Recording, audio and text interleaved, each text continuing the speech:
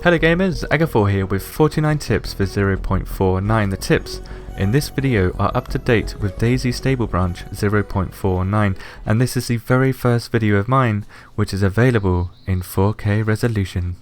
Anyway, let's make like a hat and go on ahead with these tips. Oh yeah. A new digging animation has been added to the shovel and farming hoe to dig for worms. A new animation has been added for picking apples, and the exploit for spam picking apples has been fixed. Rotten food is back on the menu. The Telescopic Baton, Cattle Prod and Stun Baton have been added as melee weapons to melee weapon loot spawns. The Telescopic Baton does the same amount of damage when it's closed or open. It being opened only gives you more range. The Cattle Prod and Stun Baton causes players and zombies to become knocked out in one hit to any body part. Remember that a working battery is required for this to work. Severograd now has a stone quarry which makes a really good landmark. I'd recommend checking this one out for yourself. Zombies now spawn in Novo and Severograd, have new animations and are much easier to hit due to melee fixes. When using melee weapons, clicking the left mouse button rapidly causes your weapon to get switched. This is currently a bug. Holding left mouse button allows you to constantly swing your melee weapon as an alternative. A black and beige firefighter jacket has been added and only spawns in fire stations. The Soviet officer's hat has been added. It takes up 2x1 and has some clipping issues. The Gorka E helmet and visor has been added. It can be spray painted black or green. A visor comes separately and you cannot remove the visor once it's been attached to the Gorka helmet, but attaching it makes the helmet pristine. The balaclava has been added. It counts as a mask and can be torn into one rag. The Black Skull balaclava only spawns at MH60 crash sites. A lot of helicopter crash sites have been removed from the south of the map. The MI8 static helicopter crash sites have been completely removed from the 3 locations on the map. The MI8 helicopter crash sites have now been added to dynamic helicopter crash sites and spawn randomly in the same places as the MH60 crash sites. MI8 crash sites produce no smoke unlike the MH60 crash sites and are mostly glitched underground, but loot does spawn here. The Smash Vest is now spawning correctly at these MI8 helicopter crash sites.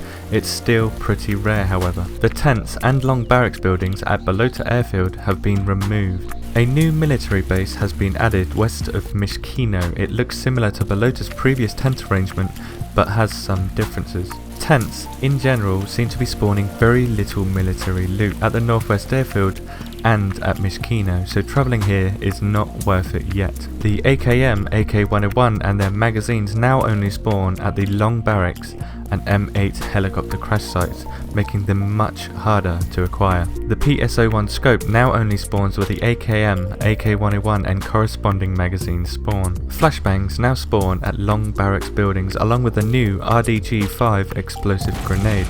Normal grenades still spawn at MH60 helicopter crash sites. Train carriages, blue carriages, wooden floored tents and most vehicle wrecks no longer spawn loot. Body temperature has been added along with the side effects of hypothermia and hyperthermia. I'll make an updated video about this soon. The medical thermometer has been added and can be used to check your body temperature. Around 36 to 37 Celsius is a very good body temperature to have. Hypothermia is when you're getting cold and drains energy in the early stages while draining health directly in the later stages, making it quite deadly. Hyperthermia is when you're very hot and drains water from you at an accelerated rate based on your current hypothermia stage. Being wet has a huge effect on your temperature. If you get wet, you can now wring your clothes out. Alternatively, a campfire can dry you off very quickly. Don't stand on the fire as it kills you in under 1 minute. A campfire can also now be used to warm yourself up if you are getting cold. The gas stove, however, doesn't provide any heat and still only burns meat. You can no longer light campfires in the rain, so you will need to find shelter to light one. The variations of the raincoat and Gorka jacket protect you from the rain but don't stop you from getting wet in ponds. According to the DayZ dev blog, body temperature is now dependent upon character movement. Taking off your clothes before going for a dip means you lose the soaked status faster when you get out. When you have the correct body temperature, you won't get any heating up or cooling down messages. Gorka pants now take up 4 slots in your inventory, up from 2 slots. Tents now have a chance to spawn in apartment buildings. Player spawn points have been added to Cherno, Prig, Kamishovo and Electro. The clock at Cherno's City Hall tells you the time and now tells every hour on the hour with what time it is. You can now jog upstairs with or without your weapon raised. Doors now make opening and closing sounds, and doors are now randomly opened or closed on server restart. Animals now make sounds when they walk and run, but they still make me facepalm. Shadows are a bit bugged at the moment. I'd recommend turning them off unless you can withstand the flickering. The DayZ dev team are working on the first vehicle, the V3S. Here is the V3S wrecked model currently in DayZ standalone, but the V3S comes in many forms, so this could look very different when the vehicle is actually released. Bonus trip! In attack stance, you can use the frying pan as a shield against getting hit in the head.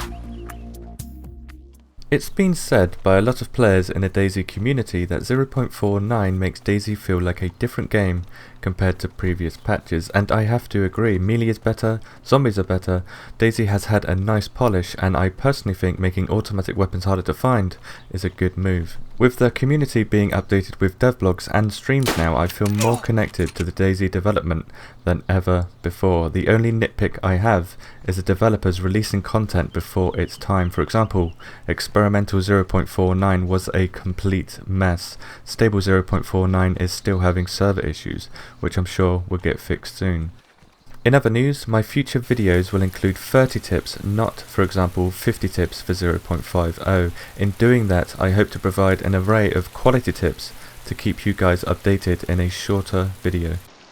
Thanks for watching, thanks for the support you give this series, and I will see you in the next video.